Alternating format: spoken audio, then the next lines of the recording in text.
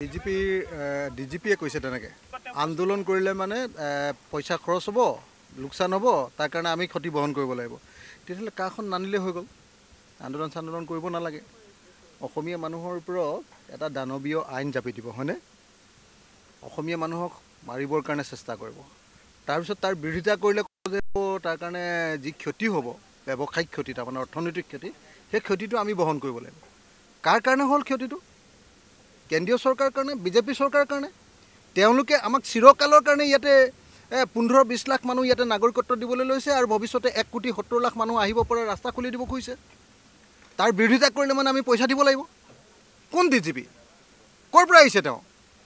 কেন্দ্ৰীয় চৰকাৰক কওক যে এখন বেয়া আইন, এইখনে অসমীয়া জাতিক ক্ষতি কৰিব, গতিকে এই আইনখন বন্ধ কৰিব লাগে। এইটো তেওঁ নিজে কওক ব্যৱস্থা। আৰু বেলেগ কথা ক'বলৈ পোৱা নাই। অসমীয়া জাতিক ব্লেকমেইল কৰিবলৈ আহিছে। ক'ৰ পৰা আহিছে ডিজিপি? ধন্যবাদ। ডিজিপিয়ে কৈছে তেনেকৈ আন্দোলন কৰিলে মানে পইচা খৰচ হ'ব, লোকচান হ'ব, তাৰ কাৰণে আমি ক্ষতি বহন কৰিব লাগিব। তেতিয়াহ'লে কাখন নানিলে হৈ গ'ল, আন্দোলন কৰিব নালাগে। অসমীয়া মানুহৰ ওপৰত এটা দানৱীয় আইন জাপি দিব, হয়নে? অসমীয়া মানুহক মাৰিবৰ কাৰণে চেষ্টা কৰিব। তাৰপিছত তাৰ বিৰোধিতা কৰিলে যে তাৰ কাৰণে যি ক্ষতি হ'ব, ব্যৱসায়িক ক্ষতি, তাৰমানে অৰ্থনৈতিক ক্ষতি, সেই ক্ষতিটো আমি বহন কৰিব লাগিব। কাৰ কাৰণে হ'ল ক্ষতিটো? কেন্দ্ৰীয় চৰকাৰৰ কাৰণে, বিজেপি চৰকাৰৰ কাৰণে। তেওঁলোকে আমাক চিৰকালৰ কাৰণে ইয়াতে 15-20 লাখ মানুহ ইয়াতে নাগৰিকত্ব দিবলৈ লৈছে আৰু ভৱিষ্যতে 1,70 লাখ মানুহ আহিব পৰা ৰাস্তা খুলি দিব খুজিছে। তাৰ বিৰোধিতা কৰিলে মানে আমি পইচা দিব লাগিব। কোন ডিজিপি?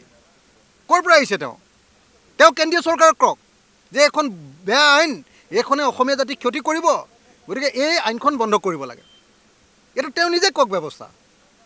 আৰু বেলেগ কথা ক'বলৈ পোৱা নাই। অসমীয়া জাতিক ব্লেকমেইল কৰিবলৈ আহিছে। ক'ৰ পৰা আহিছে ডিজিপি? ধন্যবাদ। ডিজিপিয়ে কৈছে তেনেকৈ আন্দোলন কৰিলে মানে পইচা খৰচ হ'ব, লোকচান হ'ব, তাৰ কাৰণে আমি ক্ষতি বহন কৰিব লাগিব। তেতিয়াহ'লে কাখন নানিলে হৈ গ'ল, আন্দোলন কৰিব নালাগে। অসমীয়া মানুহৰ ওপৰত এটা দানৱীয় আইন জাপি দিব, হয়নে? অসমীয়া মানুহক মাৰিবৰ কাৰণে চেষ্টা কৰিব।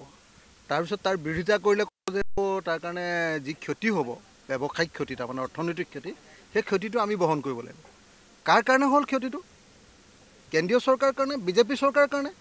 তেওঁলোকে আমাক চিৰকালৰ কাৰণে ইয়াতে 15-20 লাখ মানুহ ইয়াতে নাগৰিকত্ব দিবলৈ লৈছে আৰু ভৱিষ্যতে 1,70 লাখ মানুহ আহিব পৰা ৰাস্তা খুলি দিব খুজিছে। তাৰ বিৰোধিতা কৰিলে মানে আমি পইচা দিব লাগিব। কোন ডিজিপি? ক'ৰ পৰা আহিছে তেওঁ? কেন্দ্ৰীয় চৰকাৰক কওক যে এখন বেয়া আইন, এইখনে অসমীয়া জাতিক ক্ষতি কৰিব, গতিকে এই আইনখন বন্ধ কৰিব লাগে। এইটো তেওঁ নিজে কওক ব্যৱস্থা। আৰু বেলেগ কথা ক'বলৈ পোৱা নাই। অসমীয়া জাতিক ব্লেকমেইল কৰিবলৈ আহিছে। ক'ৰ পৰা আহিছে ডিজিপি? ধন্যবাদ।